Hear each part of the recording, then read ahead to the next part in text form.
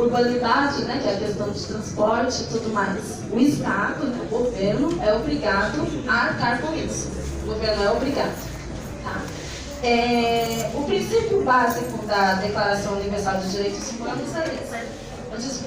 Ele todo zela pela vida das pessoas, pela vida do ser humano.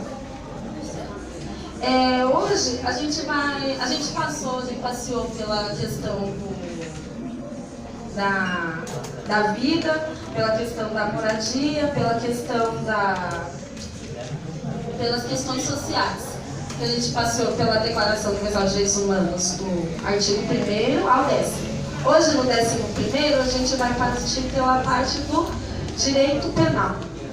Direito penal, parte eu particularmente adoro. O artigo 11º, eu vou anotando só para a gente ter noção quais artigos que estão sendo falados. O 11º, ele fala sobre a inviolabilidade de domicílio.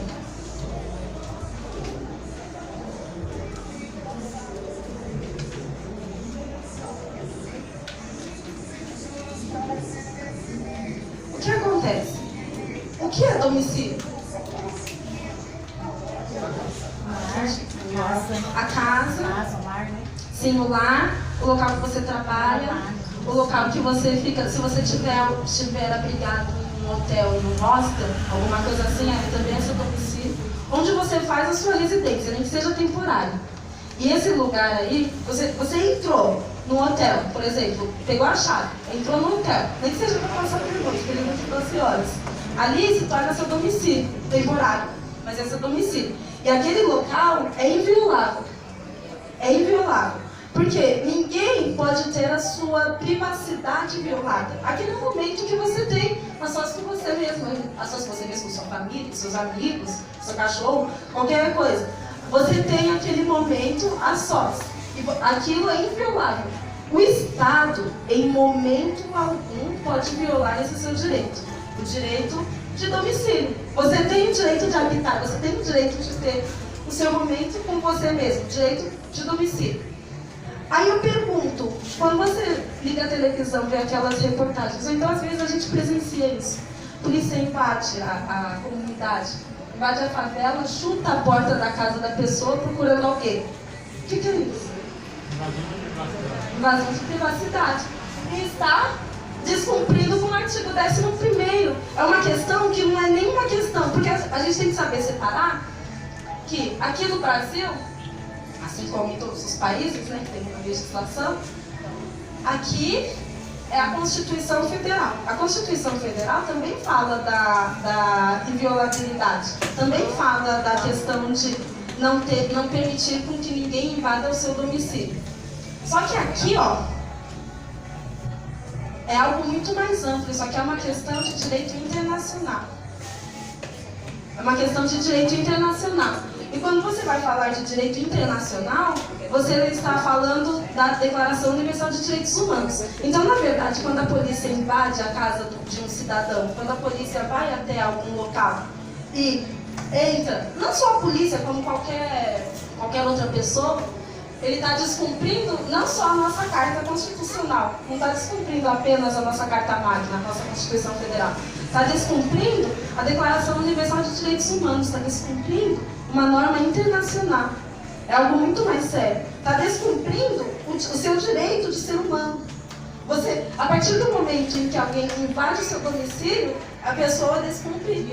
Ela viola a sua humanidade. Isso é muito grave. E muitas vezes a gente vê que as pessoas aplaudem, falam, não, isso mesmo, vai lá. Mas você tem que analisar todo o contexto. Por exemplo, quando eu assisto, dificilmente eu assisto da Atena, que me dá nos nervos.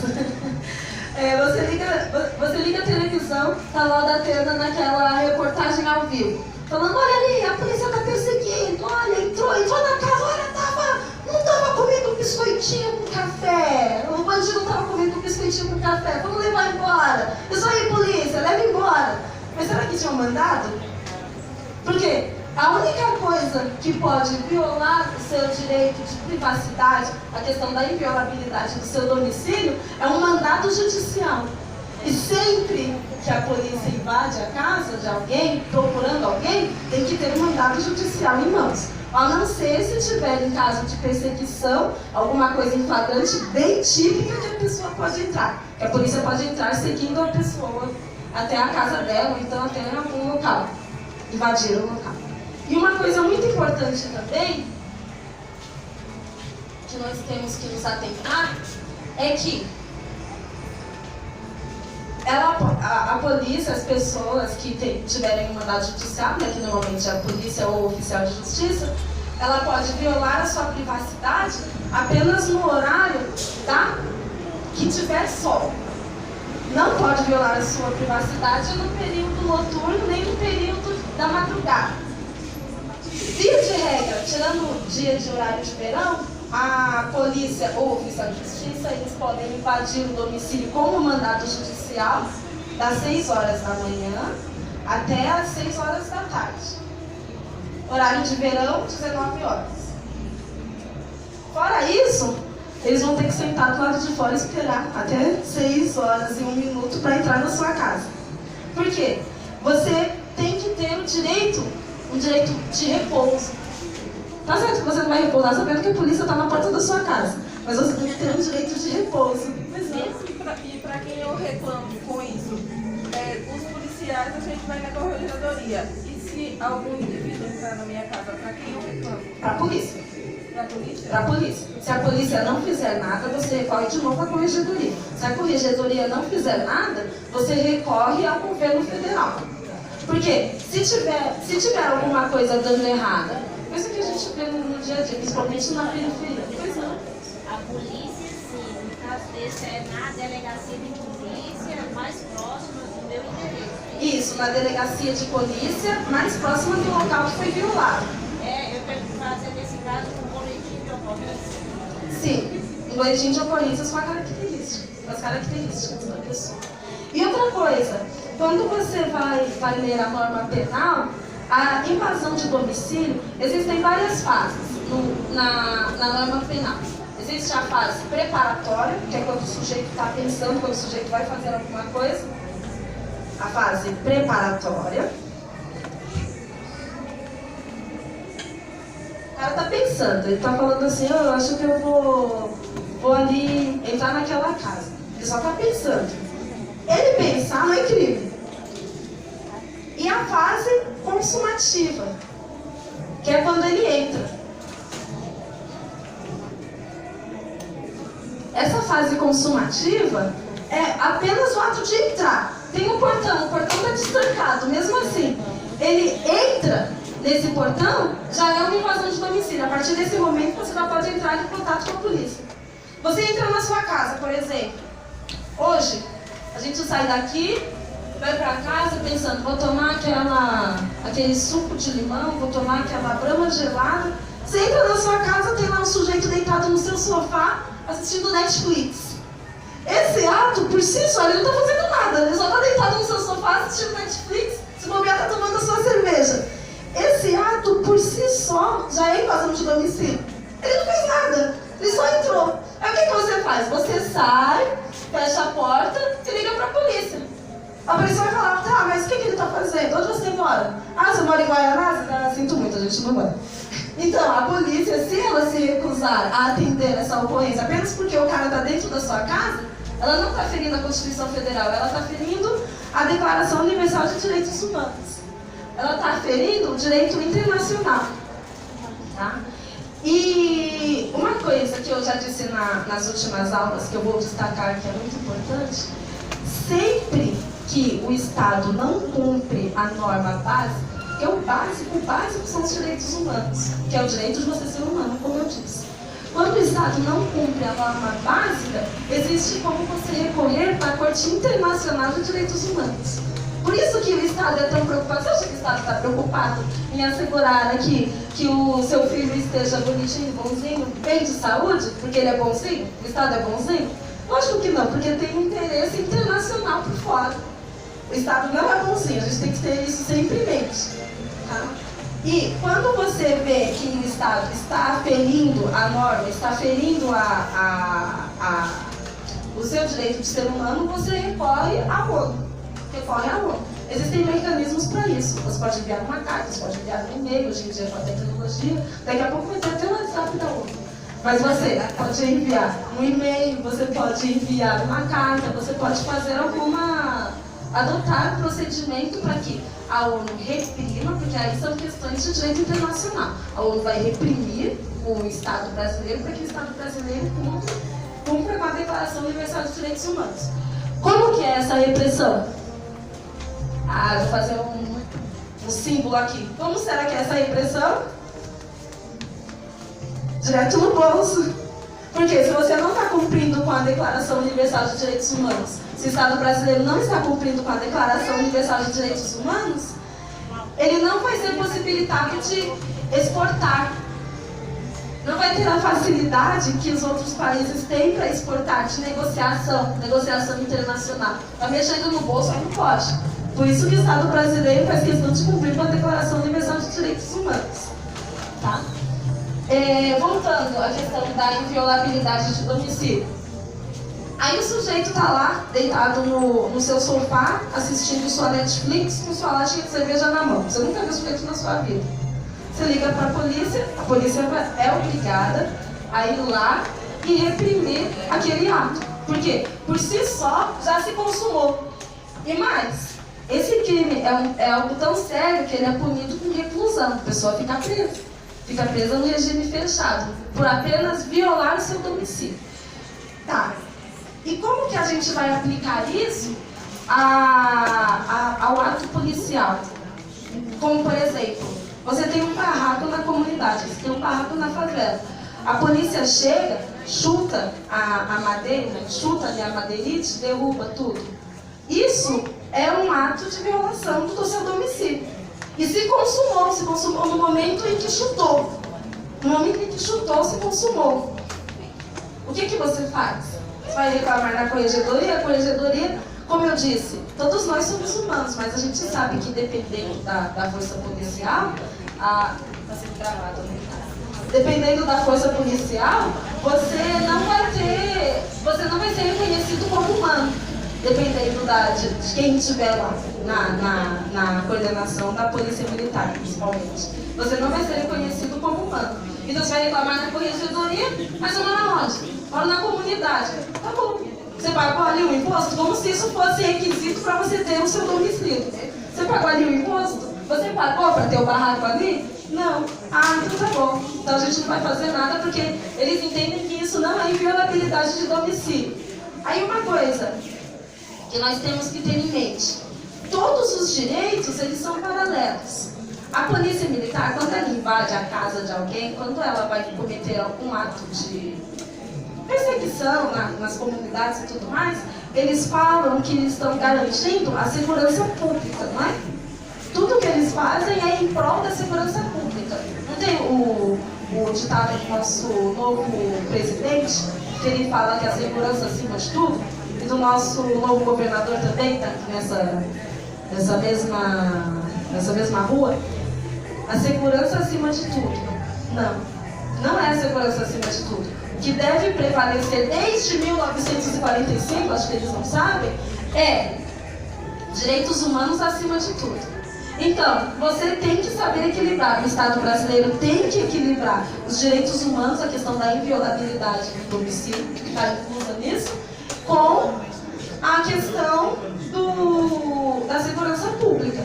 Porque a segurança pública, por si só, não vai valer de nada se você não tiver a sua humanidade garantida. Se você não tiver o direito de ter o seu domicílio, por exemplo, não vale a pena você ter a segurança pública. Porque você não tem o mínimo para a sua subsistência. Não é? Então, superamos a questão da inviolabilidade de domicílio, que é o artigo 11º.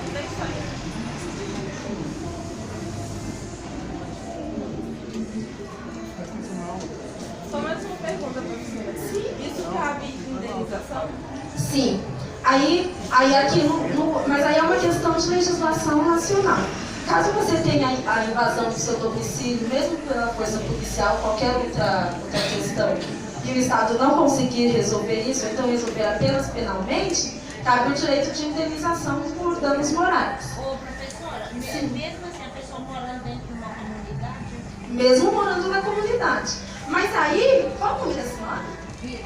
Mas aí, dona Rita, tem uma questão que a gente sempre se depara com algumas questões de injustiça, né? Eu acho que a nossa vida se depara com algumas questões de injustiça.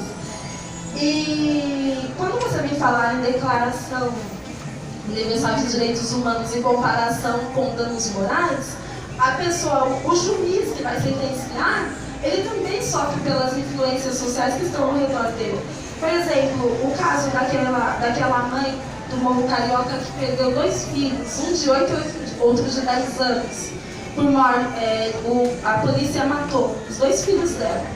Ela recorreu aos seus direitos, recorreu ao Tribunal de Justiça do Estado do Rio de Janeiro e foi garantido para ela uma indenização.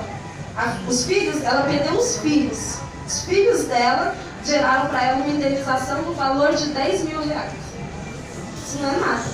Isso é injusto. Em contrapartida, aquela atriz global, esqueci o nome, a Luana Piovani, ela teve um acidente e o rapaz passou em cima do pé dela. E ela teve uma indenização de R$300 mil. 300 mil reais. Ou seja, o valor da sua indenização, de acordo com... Isso não é regra, mas infelizmente vem sendo aplicado dessa forma. O valor da sua indenização vai ser medido de acordo com a sua condição na sociedade. Se você for pobre, R$1.000 vai te agradar. Na cabeça dos juízes, R$1.000 vai te agradar. Porque você perdeu seu filho, 5 mil para cada, 10 mil. Como se fosse uma roupa, como se você estivesse comercializando o corpo. Também, desculpa, às vezes é o mesmo juiz que passou fome há 20 anos atrás, dá pra poder... Sim, às vezes sim. Aí, e esquece o que passou e vai aplicando o nome para ser aceito na sociedade, né? A gente sabe que as coisas são assim às vezes. E isso, quando você vai falar em questão de danos morais, a gente tem que saber balancear as coisas. Essa mãe que perdeu os filhos, ela recorreu. E foi mantida a sentença falando de R$10 mil, ponto. Foi mantida. Ainda fala, nossa senhora, mesmo assim nunca vai receber seus filhos de volta. Mas o Estado poderia pelo menos dar no mínimo necessário.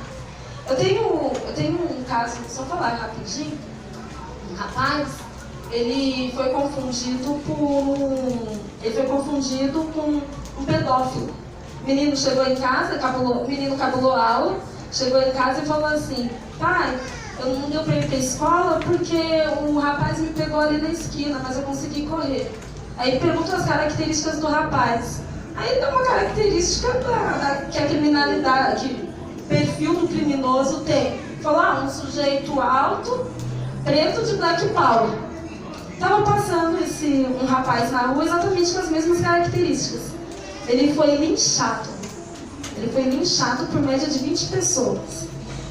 Na rua. Ele não fez nada. Ele só estava passando. Ele nem morava ali na região. Ele estava perdido. Ele não fez nada. Isso causou nele um traumatismo craniano. Ele teve que ir de avião pro hospital, porque de helicóptero, aquele helicóptero que pousa, teve que ir pro hospital nessas condições, senão ele não sobreviveria. Hoje em dia ele vive em estado vegetativo, por causa desse espancamento. O que a polícia fez? Nada. A polícia chegou e falou, o que está acontecendo? Ele é um pedófilo, ele atacou a criança. Tá bom então. Aí ficaram assistindo um linchamento, as pessoas acharam que ele já estava morto, graças a Deus ele não está, né? E deixou. Depois veio apenas socorrer, achando que ele já estava morto, só que ele não estava, ele está em estado vegetativo. E ele ganhou alguma coisa? Então, aí está rolando esse processo. A gente conseguiu uma indenização, por enquanto, um valor simbólico. Como eu disse, o rapaz é um sujeito pobre, né? A lei de que ele é um sujeito pobre, e a gente está recorrendo. A gente recorre até chegar em algum lugar. Agora, em última das hipóteses, se isso falhar, se a gente não conseguir uma boa indenização, a gente recorre ao direito internacional, Declaração Universal de Direitos Humanos. E a gente fala. Não aconteceu nada. Nem com o menino. Mas a gente sabe que, dependendo do lugar, não existe a lei do Estado e existe a lei paralela, né? Que a gente chama de lei paralela. E nada passa impune. Nada passa impune. A família teve que sair do local. Teve que sair, a mãe dos pais desse menino tiveram que sair. Por causa de uma mentira, um menininho, uma criança. Agora, em última das hipóteses, se o Estado brasileiro não cumprir com a indenização a respeito desse rapaz, a gente pode recorrer à Corte Internacional dos Direitos Humanos. E nessa Corte Internacional, a gente vai acusar e falar assim, olha, o Estado brasileiro não é apenas uma indenização, o Estado brasileiro está deixando impune um ato de violação ao corpo de alguém. É algo muito grave. Tá? Aí, nesse cenário, a gente vai passar para o artigo 12º. O 12º, ele fala a respeito da inviolabilidade de privacidade.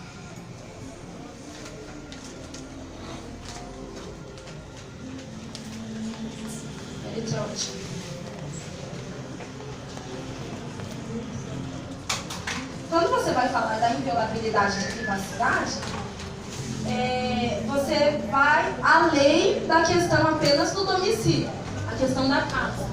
Aí a gente vê, por exemplo, aquele caso do João Dória, que todo mundo acho que ficou sabendo, né? A questão dele lá nas vésperas das eleições, ele foi pego num vídeo muito engraçado. Você acredita que aquilo, por si só, foi ele teve a privacidade dele violada. Ainda mais numa condição daquela, né? Ele teve a privacidade dele violada. Como que você vai achar quem divulgou esse vídeo? É difícil. Quando você está agora, no momento em que vivemos na questão da internet, todo mundo tem acesso a tudo se tornou muito difícil. É difícil você ter acesso a quem está divulgando algo, a quem está invadindo a sua privacidade, né? E ele está lutando com isso porque acredito que não vai dar em nada, né? Que vai ser difícil ele achar. Ele acusou o Márcio França, você lembra? Ele acusou o Márcio França de divulgar isso. Márcio França, com aquele sorriso, não tem nada a ver com isso não. Mas, quem será que divulgou isso? Vai ser difícil. É difícil de saber quem que invadiu a privacidade dele. Agora, se ele teve a privacidade invadida, ele tem direito, aí entra a questão da indenização por danos morais. Ele tem direito de indenização por danos morais. Mas aí é uma questão pessoal dele. O Estado brasileiro, ele tem que assegurar com que ninguém tenha a privacidade invadida. Como que ele vai assegurar isso numa era de Facebook, uma era de Instagram, uma era tecnológica tão avançada como essa? Ele vai ter que instaurar mecanismos para que as questões de internet virtuais não ultrapassem a privacidade das pessoas. Obviamente que se eu fizer que nem o Zulu, você lembra do caso Zulu também? É engraçado que quando você vai falar em privacidade, você vê as pessoas, você vê vários casos que marcaram. O Zulu postou uma foto dele em uma condição estranha. Ele postou a foto dele e apagou em seguida. Ele que postou. Então ali ele não está tendo a privacidade invadida. As pessoas começaram a divulgar à torta e à direita. Acho que todo mundo viu a foto dele. Mas ele não teve a privacidade invadida porque foi ele mesmo que divulgou. Se eu for lá postar uma foto no Facebook e excluir alguém, pegar essa minha foto e começar a divulgar por aí, eu também não estou tendo a minha privacidade invadida. A não ser se eu postar a foto no Facebook falando, olha como estou linda. Alguém pegar e compartilhar falando assim, olha, ela está se achando bonita. Olha que feia, ele está se achando bonita. Aí sim você está tendo outro direito violado, que é o direito à honra. Quando você vai falar em direito à honra, você Quando você fala em direito à honra, você fala em direito de personalidade. Aí entra naquilo em que discutimos nas aulas anteriores, o direito de ser, que é um direito difícil de ser definido. Porque você nunca sabe qual que é o seu. Cada pessoa tem o direito de ser ela mesma. Cada pessoa, de acordo com a sua humanidade, cada ser humano tem o direito de ser ele mesmo. Aí que vem os direitos sociais, né? O direito, por exemplo, o movimento feminista, o movimento negro, o movimento LGBT, vários outros movimentos sociais que apenas asseguram o direito do ser. E quando você compartilha, quando você viola a privacidade de alguém, falando mal fala mal dessa pessoa, você está ofendendo a honra, você está ofendendo o direito de ser dessa pessoa. Se você ofende o direito de ser dessa pessoa, você, mais uma vez, não está apenas ferindo uma norma brasileira, uma norma do direito constitucional, mas também está ferindo a Corte Internacional dos Direitos Humanos, também está ferindo o direito internacional, está ferindo a Declaração Universal de Direitos Humanos. Então, todo mundo tem o direito à sua privacidade. E essa privacidade, quando ela é violada, dá esse mecanismo de você tentar resgatar uma indenização por danos morais e por si só não vai adiantar para que o Estado reprima outros casos desses. Então o Estado tem que fazer com que existam meios, tem que fazer, não significa que ele faça, com que existam meios para que ninguém tenha sua privacidade invadida. Ok? Vocês entenderam a diferença da inviolabilidade de domicílio e inviolabilidade de privacidade?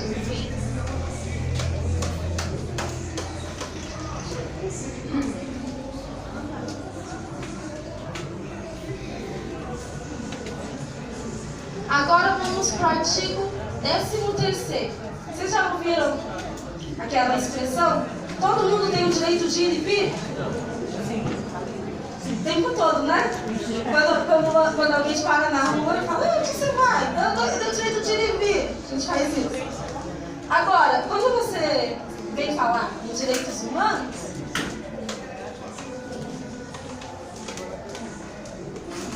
todo mundo tem o direito de circular livremente, seja internamente no seu país, ou seja, fora dele. O que acontece? Quando você isso justifica a impetração de habeas corpus, por exemplo. O habeas corpus é um mecanismo constitucional, direito constitucional, que fala que é para assegurar apenas que você circule livremente. É para garantir que você ande na rua. Então, habeas corpus cabe, por exemplo, desde uma prisão arbitrária, uma prisão indevida ali naquele momento, que nem teve no caso do processo do Lula, que todo mundo acompanhou, que os advogados impetraram vários habeas corpus, por quê?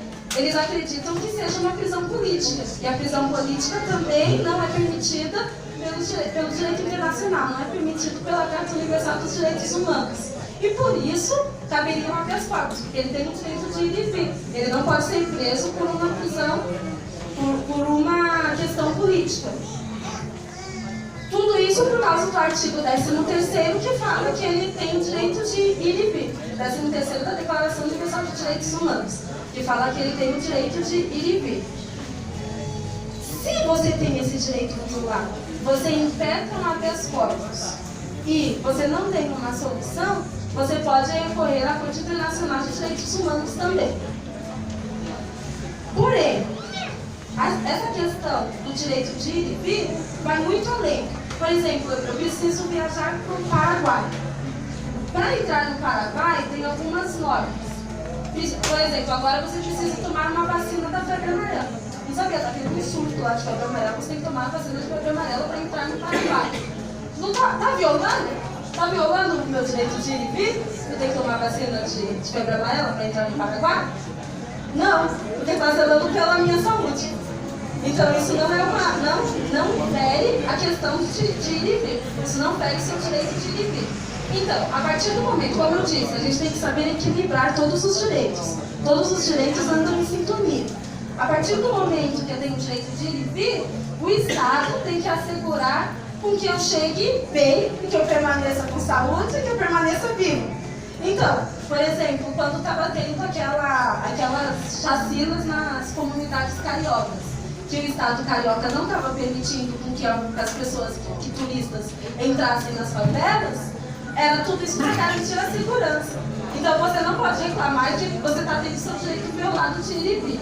Agora, eu quero viajar, eu quero entrar, por exemplo, sabem que a praia é um patrimônio público.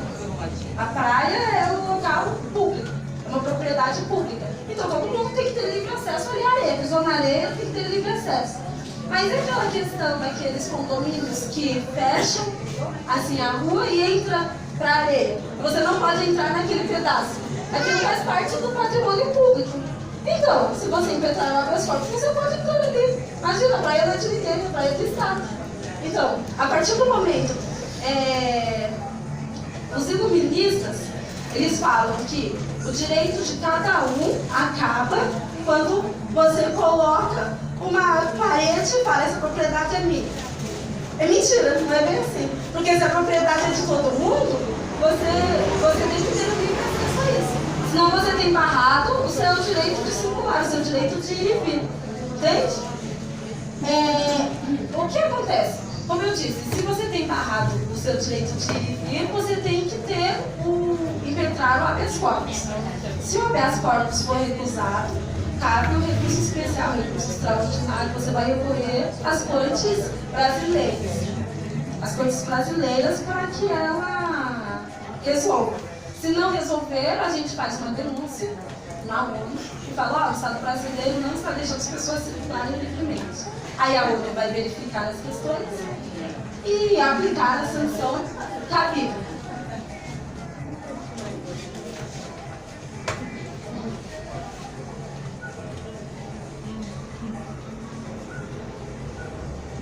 Assim, a questão de ir e vir também tem a ver com o direito de você sair. Todo mundo tem o direito de sair do país, não pode simplesmente falar que você é brasileiro, você vai ficar aqui. Isso daí é uma...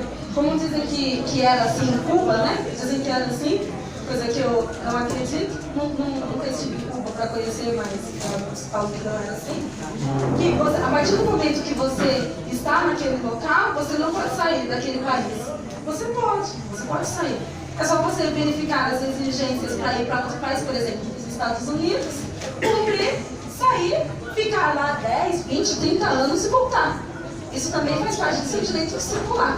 Eu quero ir a pé até os Estados Unidos. Vai, tudo bem, você tem o direito de ir, não importa como.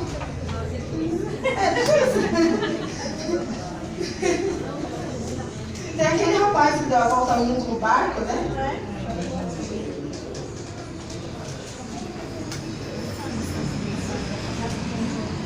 Aí vamos para algo muito importante, saindo dessa margem do artigo 11º até o artigo 13º em si, fala bastante sobre direito penal.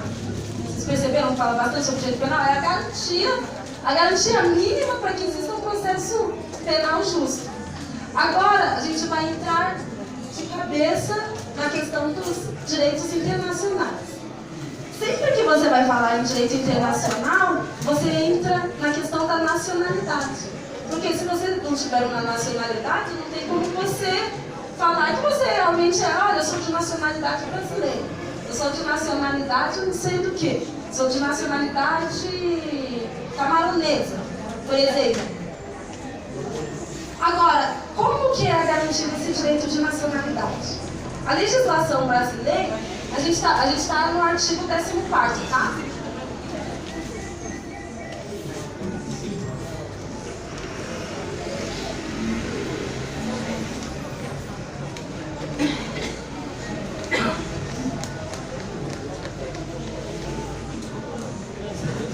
Direito de nacionalidade. Quando você vai falar sobre direito de nacionalidade, você tem que verificar qual que é a norma. O que define qual que é a sua nacionalidade. O Estado brasileiro, ele separa aquele nacional, a pessoa que tem nacionalidade brasileira, é aquele que nasce no país, que nasce no Brasil. Qualquer local do Brasil, ele tem nacionalidade brasileira. Nasce entre as fronteiras do Brasil, atravessa uma fronteira, entra no Brasil, nasce aqui. A mulher grávida ultrapassa a fronteira, entrou aqui no Brasil e nasceu a criança. A criança nasce com nacionalidade brasileira porque nasceu aqui. Agora, aqueles imigrantes que entram no Brasil e se casam, por exemplo, a gente viu muito isso acontecer. Eles se casam e eles reconhecem o direito de nacionalidade. O Brasil tem um mecanismo que assegura que esses estrangeiros também sejam considerados brasileiros. Só que aí é brasileiro naturalizado. Aquele brasileiro que nasce no Brasil, ele é conhecido como brasileiro nato. E aquele brasileiro que entra no Brasil e adquire a nacionalidade depois, ele é naturalizado.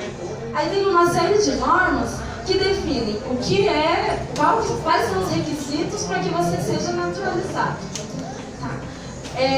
Vocês se lembram das aulas de história, da questão da imigração italiana? Que eles vieram depois da abolição da escravatura, tiveram vários imigrantes europeus que vieram para populacionar o Brasil. Colocaram os negros de canto, falaram: agora a gente vai dar uma terra para vocês e vocês vão ter o direito de semear, vocês vão ter o direito de... Faz a de vocês, podem fazer o que vocês entenderem. Não foi isso que aconteceu mais ou menos na época da imigração italiana? Esses imigrantes italianos, eles já adentraram no país com o direito de nacionalidade, com o direito de nacionalidade brasileira. Isso significa que, se a gente fosse aplicar isso à norma de hoje em dia, quem adquirir uma outra nacionalidade, você sabe que a pessoa não pode ter duas nacionalidades. Então, quem adquire uma nova nacionalidade, renuncia a outra. Por exemplo, um rapaz nigeriano adquiriu a nacionalidade brasileira, ele renunciou à nacionalidade nigeriana dele. Então, ele passa a ser um cidadão brasileiro. A partir do momento que ele passa a ser um cidadão brasileiro naturalizado, ele tem o direito a voto, ele tem o direito a se candidatar a alguns cargos públicos, ele tem o direito a concurso público, ele tem o direito a várias coisas como se ele fosse um brasileiro. E quem cuida da naturalização, quem cuida da nacionalidade é o Ministério da Justiça. O Ministério da Justiça, que é responsável pela questão da nacionalidade. O que acontece? Quando você vem falar de nacionalidade, você tem um grande abraço da soberania brasileira. A soberania brasileira te abraça de uma forma que o Estado brasileiro, mesmo que você esteja no Paraguai, que você esteja no Chilindró, não importa onde você esteja, a soberania brasileira vai te abraçar. Então você nunca vai deixar de ser um cidadão brasileiro. E se você tiver o seu direito violado em qualquer outro país, o Estado brasileiro pode intervir naquele país em relação a você. Que foi o que deveria ter acontecido com aquele rapaz que foi morto recentemente na questão que ele era traficante. Em outro estado, foi lá e matou. Foi muito rápido. Porque lá o crime de tráfico era punido com pena de morte. Mataram ele. Não deveria ter sido assim. O Estado brasileiro deveria ter tido tempo para intervir naquilo. Deveria ter discutido isso internacionalmente. Mas é difícil ter um visto permanente nos países, não é? É difícil. Eu morei na Espanha. Aí o que ele teve que fazer? Ele teve que arranjar um casamento com uma pessoa. Só porque aí o que ele fez? Ele casou para ficar lá, para ter o visto de lá. Aí quando ele casou, que ele conseguiu o visto, ele se separou. Ele pagou pro cara para casar. Para ele ter, porque senão ele não ia conseguir ter, porque ele não tem parentes. A gente sabe que isso acontece. Mas são vários requisitos, por exemplo, a gente tem que saber separar o direito de permanência do direito de nacionalidade, da naturalização. No caso do casamento, dependendo do país, ele tem o direito de permanecer ali. Porque a ONU, existem várias cartas, né, da ONU. E a ONU, ela fala que tem que ser zelada a família. Então, se você casa naquele país, você tem que ser mantido ali para que você consiga permanecer em família. A família é um instituto. Então, é apenas o direito de permanência. Agora, para ele ser naturalizado, tem que preencher outros requisitos. Por exemplo, aqui no Brasil, o Brasil é signatário de uma